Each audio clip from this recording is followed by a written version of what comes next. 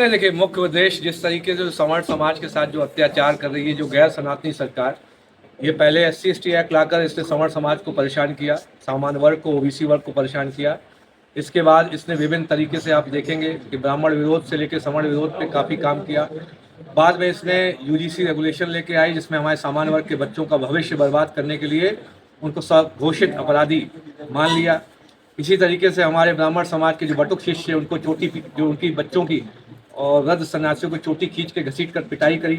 तो ये गैर सनातनी लोग हैं, ये भक्षक हैं, राक्षस हैं।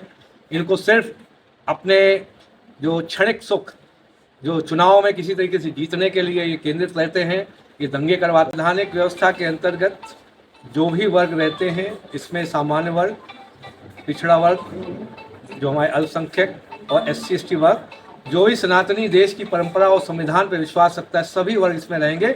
लेकिन इसमें उन वर्गों का कोई स्थान नहीं रहेगा जो ये बोलते हो सरेआम कि मैं हिंदू देवी देवताओं को गाली दूंगा, मैं हिंदू देवी देवताओं को नहीं मानता, मैं हिंदू, ऐसी शपथें लेते हैं। इन लोगों के लिए हमारे मुस्लिम समाज इनसे बेहतर है क्योंकि वो इस तरीके के कोई शपथ नहीं लेता है। तो ऐसे गैर सनातनी लोग जो शपथ लेते हैं कि मैं हिंदू देवी देवताओं को नहीं मानता, मैं ब्रह्मा विष्णु महेश को नहीं मानता, मैं गौरी गणपति को नहीं मानता, वो इस पार्टी की तरफ भूल के भी ना आए।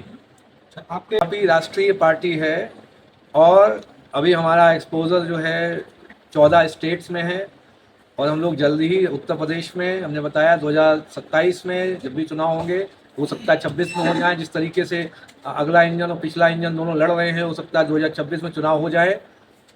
तो हम लोग इसमें 2026 या 27 में जब भी चुनाव होगा लड़कर सरकार, वो स्ट्रैटेजिक निर्णय होता है। 403 विधानसभा में हम लोग लड़ेंगे, किन सीटों पे हम अकेले जाएंगे और किन सीटों पे कोएलिशन जो गठबंधन करेंगे, ये हमारा उस समय का जो है जो रणनीतिक निर्णय होगा वो उस समय के हिसाब से डिसाइड किया जाएगा। तंत्र में जो हमारे जो खासकर ब्राह्मणों और सवर्णों का हित, जिन्होंने आज तक इन पार्टियों ने नहीं देखा है, जो भी हमारे जो इन समाज का हित देखेगा, हम लोग उसके साथ रहेंगे।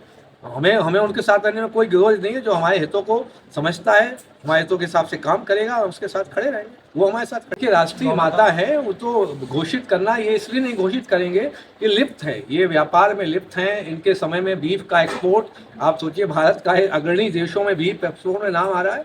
तो ये देखिए, इनसे ये गैर सनातनी लोग हैं, ये राक्षस हैं, ये भक्षक हैं।